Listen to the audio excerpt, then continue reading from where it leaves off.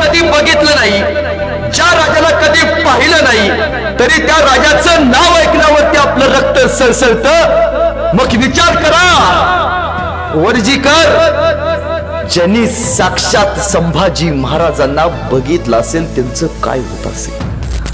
छत्रपती संभाजी महाराज हे नाव ऐकल्यावरती पोरांना आपलं रक्त तापतं. छत्रपती संभाजी राजांचं नाव ऐकल्यावरती आपल्या अंगावरती काटा येतो. पण संभाजी महाराज कोणाला म्हणायचं? एक कवी मित्र एका ठिकाणी म्हणतो, संभाजी म्हणजे ऐका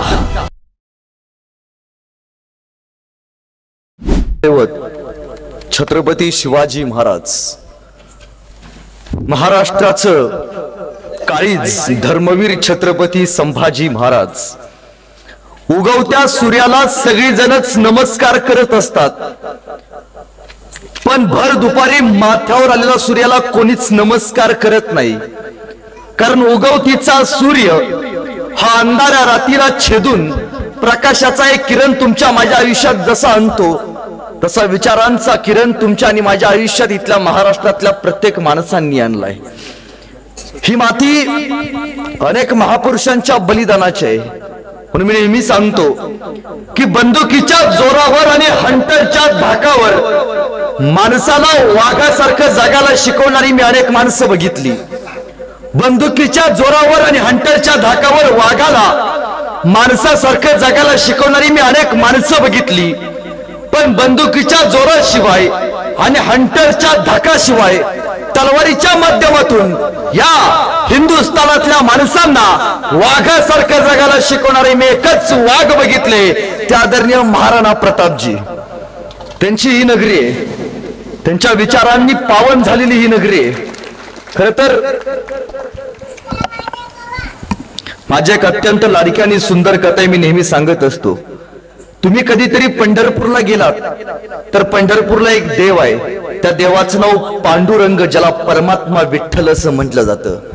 त्या पंढरपूरच्या विठ्ठलाला जात असताना आमची वारकरी मंडळी रामकृष्ण हरीच्या गजरात जाते.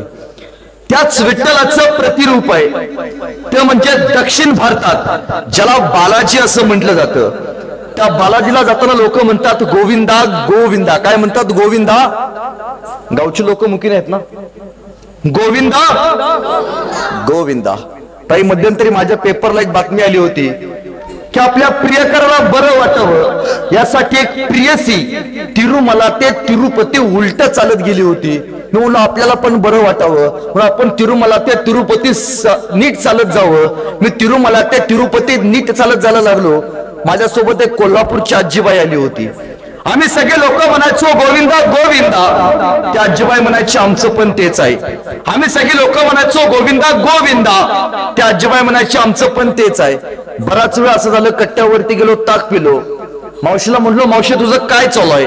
आम्ही सगळे म्हणतो गोविंदा गोविंदा आणि तू म्हणते आमचं पण तेच आहे. ती म्हणल्यावर लेकांनो, तुम्ही ज्यांचं नाव घेता ना ते आमच्या ह्यांचं बी नाव तेच आहे म्हणून म्हणलो आमचं बी तेच आहे.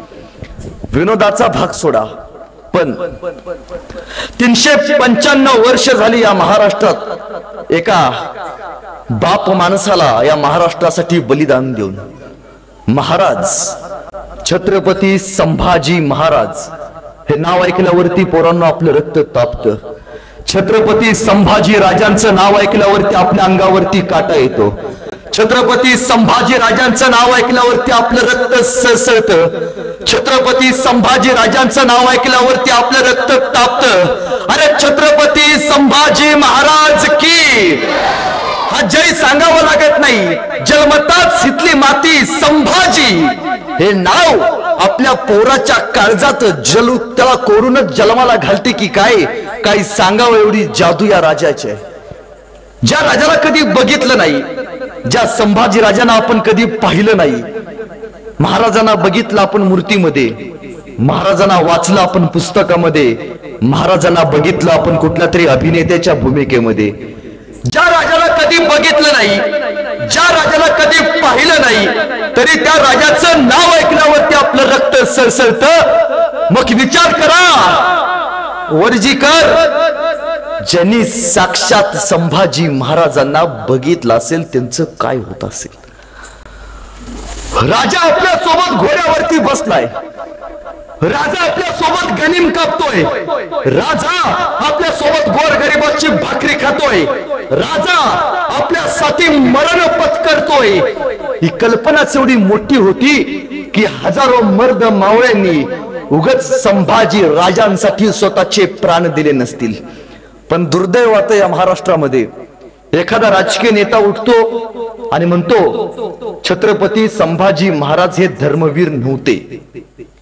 त्यावेळी धर्मवीर छत्रपती संभाजी महाराज की ही जय म्हणणारी धगधगती मनगट आमची का शांत बसतात याचा मला कायम प्रश्न पडतो.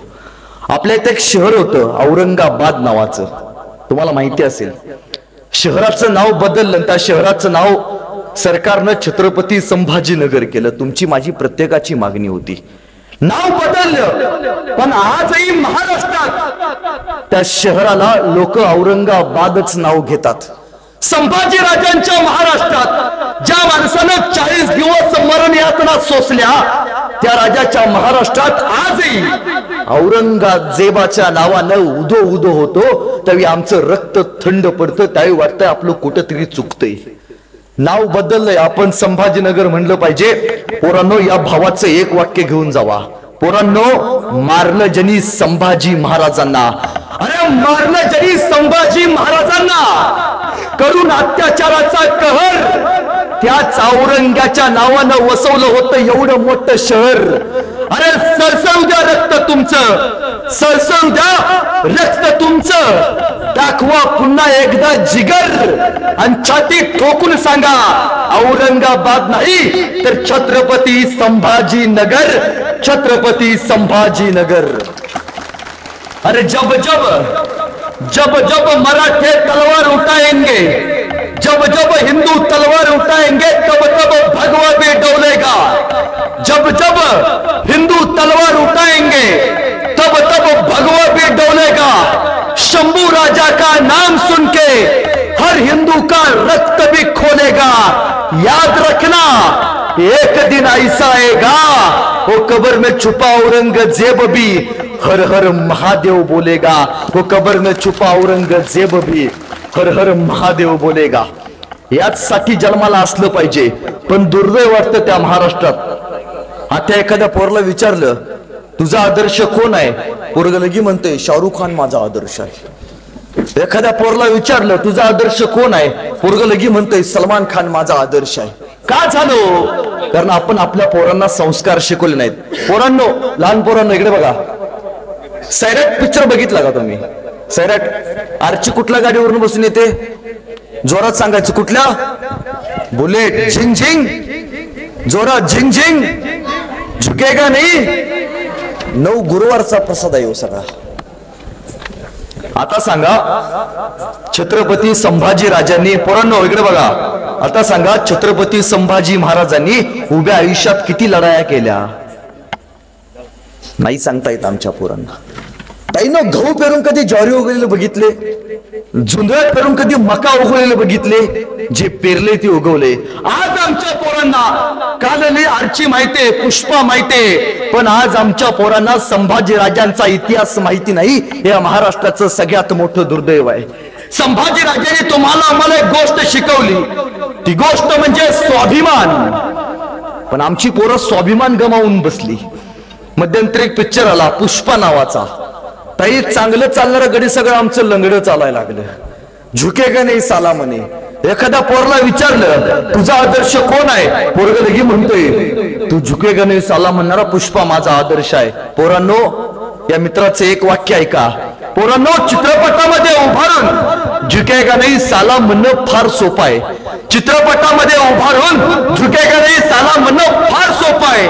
पण वयाच्या 32व्या वर्षी हातात पात साखरदंड बांधलेले असताना सुद्धा औरंगजेबाच्या दरबारात उभारून औरंगजेबाच्या डोळ्यात डोळे घालून झुकेगा नाही साला म्हणणारा संभाजी राजा होणं फार अवघड आहे. आपल्या पोरांना पहिल्यांदा संभाजी राजा शिकवा, हे शिकवा, त्यातनं विचारांची परिवर्तन होणार आहे. खर तर 14 मे ह्या महाराष्ट्राला एक सूर्योदय होणार होता. पारतंत्र्याचा अंधार 750 वर्षाची गुलामीत पार करण्यासाठी एक राजा जन्माला येणार होता. छत्रपती शिवरायांना पुत्र जन्माला येणार होता.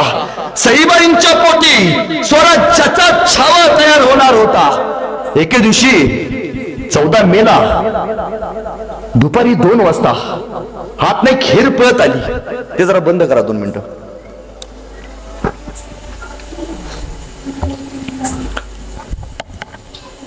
हात नाही खेर पळत आली आणि म्हणाली, पुत्र झाला शिवरायांना, पुत्र झाला स्वराज्याला. आणि औषध समोर आल्या. अरे काय, शिवरायांना पुत्र झाला, हत्तीवरती बसा, रयतेला साखऱ्या वाटा, कळू द्या जगाला, स्वराज्याला नवा वारस तयार झाला. आणि संभाजी राजांचा जन्म झाला. विचारलं, या लहान पोराचं नाव काय ठेवायचं? कोणी म्हणलं हे ठेवा, कोणी म्हणलं ते ठेवा. त्यावेळी जिजाऊ समोर आल्या आणि जिजाऊ म्हणाल्या, या माझ्या शिवरायांच्या पोराचं नाव काय ठेवायचं? ऐका, ज्या माणसानं दख्खन जिंकण्यासाठी स्वतःच्या जीवाचं रान केलं, त्या शिवरायांचे थोरले बंधू संभाजी महाराज यांना पितुरीनं मारलं. त्या संभाजी राजांवरनं शिवरायांच्या सुपुत्राचं नाव संभाजी ठेवायचं. आणि झालं एकच जयघोष झाला. या मातीत शिवरायांच्या सुपुत्राचं नाव छत्रपती संभाजी भोसले ठेवण्यात आलं. खर तर उभ्या आयुष्यात प्रत्येक प्रसंग संभाजी राजांचा सांगतोय कसं जगायचं ते. पोरांनो, संभाजी राजांचं वय झालं 2 वर्ष आणि नियतीने एक गलती केली. संभाजी राजांच्या मातोश्री सईबाई साहेबांचं निधन झालं. खर तर संकट या शब्दाला समानार्थी शब्द जर कुठला असेल तर तो छत्रपती संभाजी महाराज. वयाच्या 2ऱ्या वर्षी आई निघून गेली आणि अफजल खान नावाचं संकट या स्वराज्यावरती आले. शिवरायांची बायको सईबाई साहेब मरून फक्त 10 दिवस झालेत आणि शिवरायांना पत्र मिळालं, अफजल खान आलाय. महाराज घोड्यावरती बसले आणि अफजल खानाला मारायसाठी महाराज प्रतापगडावरती गेले. बायको मरून फक्त 10 दिवस झालेत. ताईंनो, छत्रपती शिवरायांनी स्वतःचा संसार नाही केला. छत्रपती शिवरायांनी स्वतःचा संसार नाही केला. छत्रपती शिवरायांनी स्वराज्याचा संसार केला. तर तुमचा आणि माझा संसार फुललाय याचं कारण फक्त छत्रपती शिवाजी महाराज आहेत. खर तर या गोष्टी ऐकल्यावरती आपल्याला फार भारी वाटतं, पण हे आलू कुठून? मासाहेब जिजाऊंनी संभाजी राजांना लहानपणी एक प्रश्न निर्माण झाला.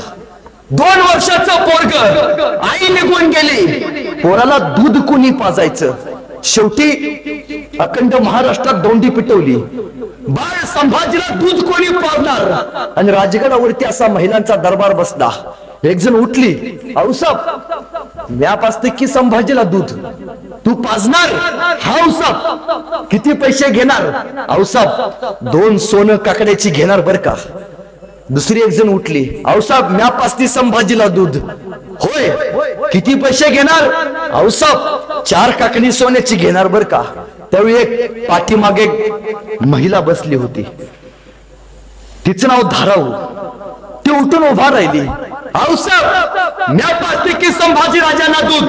आणि औसाहेब म्हणाला, अगं किती पैसे घेतील माझ्या शंभूला दूध पाजायचं? आणि त्यावेळी ती धाराऊ म्हणाली, औसाहेब हातातनं पाप डेप करून घेता की काय?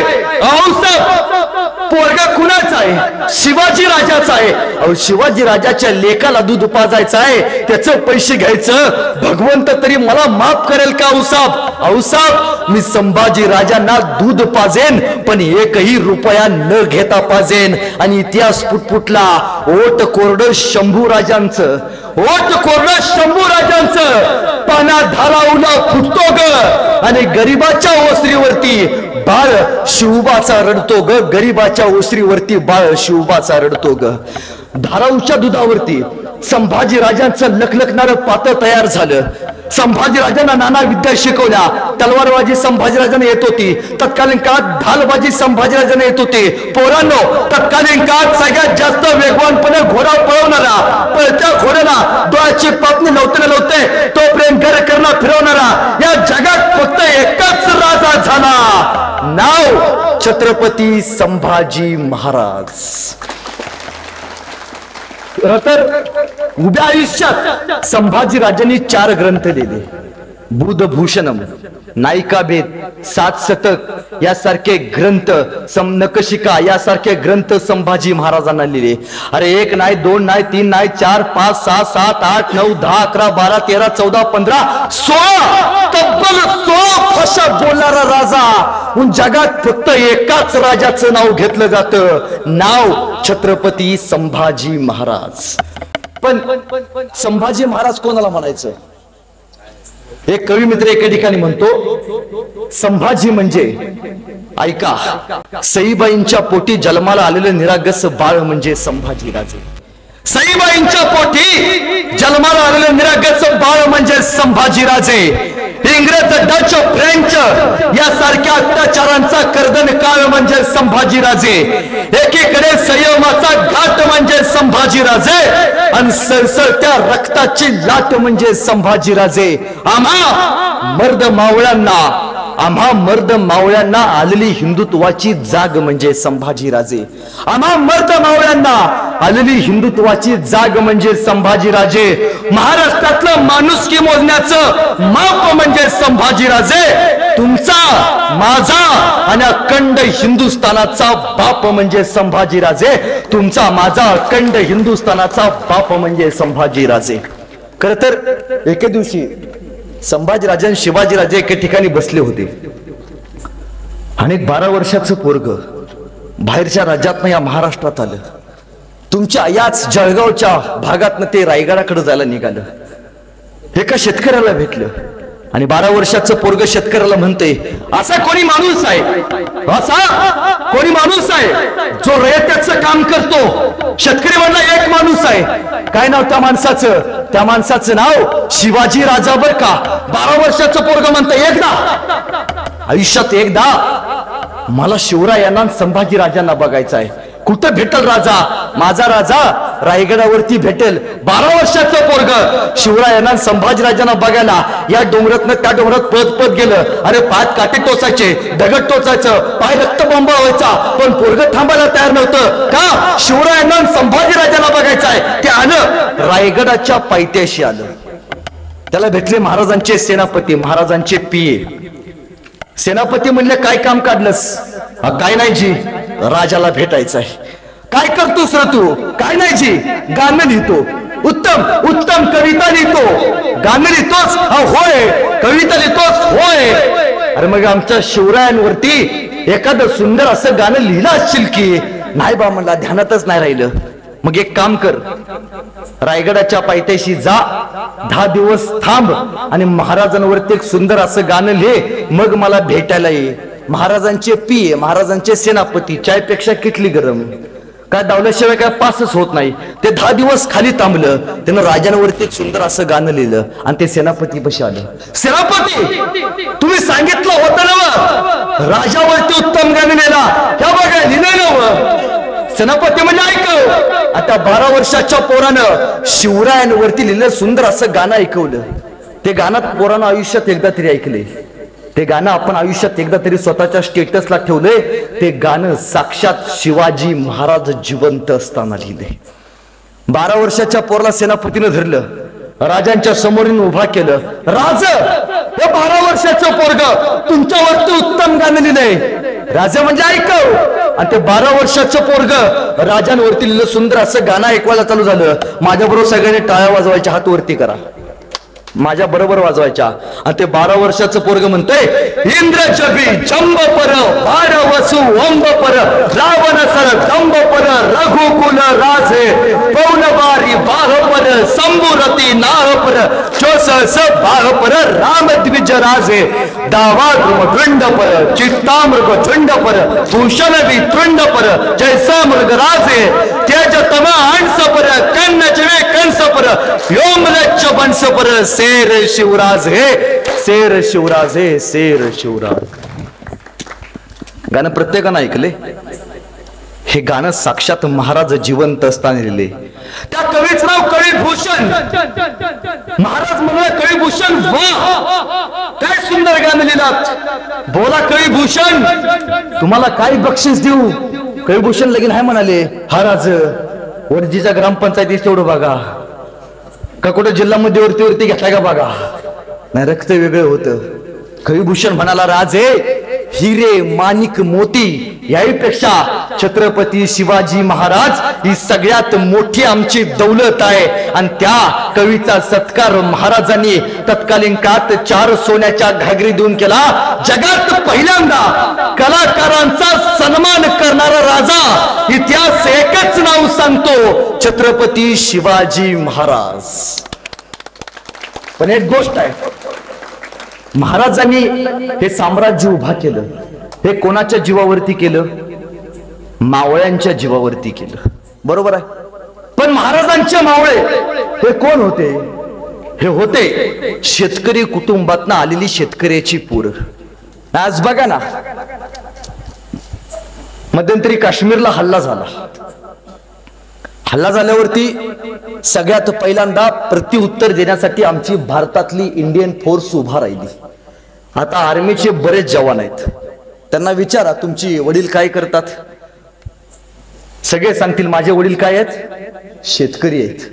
महाराष्ट्रातला एक आमदार हुडकून दाखवा ज्याला विचारा तुझं पोरग काय करतंय.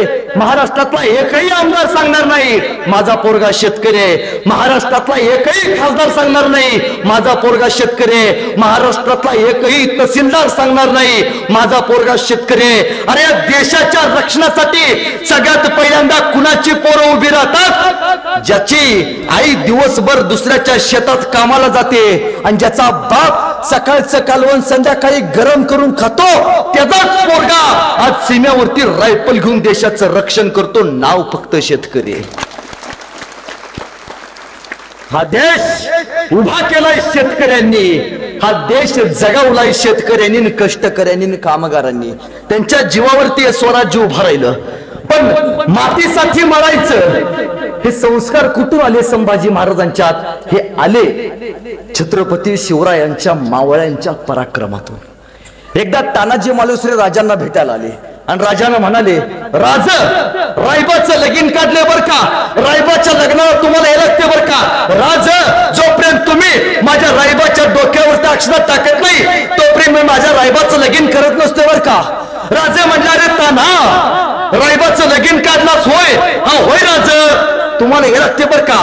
राजे म्हणले अरे ताना कोंढाणा गायचा म्हणतोय रे. सरतेशी मागे सरला तानाजी. राजा न्या जातो की अरे पण ताना तुझ्या